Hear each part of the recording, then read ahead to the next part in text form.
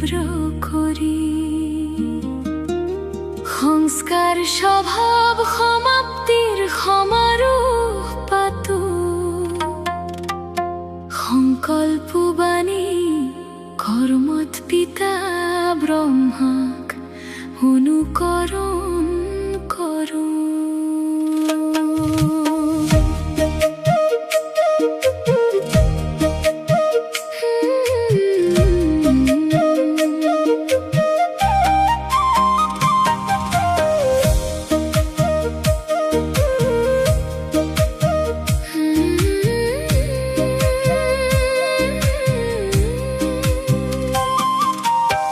পৰিবৰ্তনেৰ গতি তীব্ৰ কৰি, স্বভাব সংস্কাৰ পৰিবৰ্তন কৰি দিয়া।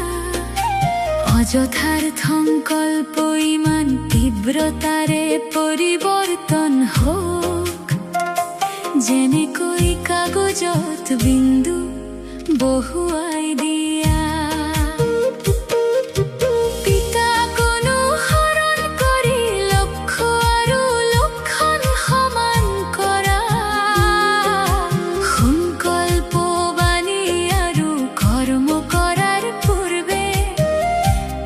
ব্ৰহ্মাৰ সৈতে মিলাই চোৱা, শেষত আহিও তীব্ৰ গতিৰে পুৰুষাৰ্থ কৰি প্ৰথম হৈ যোৱা।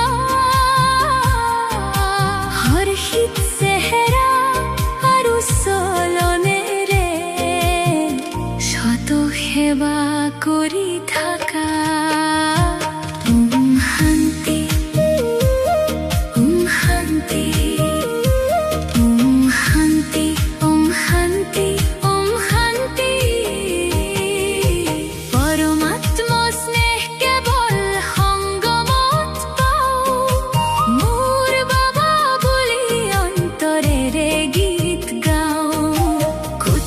মাজত কোনোবা আমি পৰমাত্ম স্নেহৰ পাত্ৰ হওঁ, বা মোৰ ভাগ্য বুলি অন্তৰেৰে গীত গাওঁ। পিতা ব্ৰহ্মাৰ সংগী আমি একেলগে আছো, একেলগে থাকিম, সমান হৈ একেলগে যাম, একেলগে ৰাজ্যত আহিম।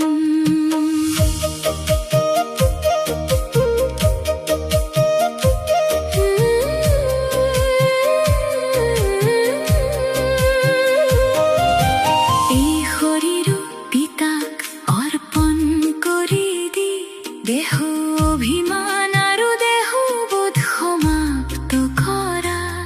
ভগৱান আহি গ'ল, বাবা আহি গ'ল, সকলোৰে কাণতে গুঞ্জৰিত কৰি দিয়া। স্বভাৱ সংস্কাৰৰ সংঘাত দূৰ কৰিবলৈ সকলোৰে প্ৰতি শুভ ভাৱনা, শুভ কামনা ৰাখা।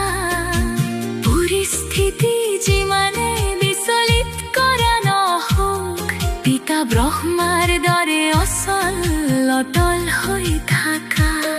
দৃঢ় সংকল্পৰে পৰিবৰ্তন কৰি পুৰণা স্বভাৱ সংস্কাৰ সমাপ্তিৰ সমাৰোহ পাতা। অমনোযোগিতাৰে তীব্ৰ পুৰুষাৰ্থ কৰা, তন মন ধনেৰে সমৰ্পিত হৈ যোৱা। ওম শান্তি, ওম শান্তি, ওম শান্তি, ওম শান্তি, ওম শান্তি। মস্তকত জিলিকিছে তিনি ভাগ্য, পিতাৰ দ্বাৰা প্ৰতিপালন, শিক্ষকৰ দ্বাৰা শিক্ষা, সৎগুৰুৰ দ্বাৰা বৰদান।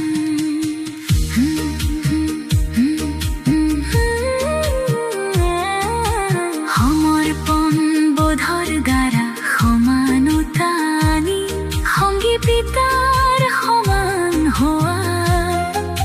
নিজস্ব বোধৰ অধিকাৰ সমাপ্ত কৰি সৰ্বসমৰ্পিত হৈ যোৱা।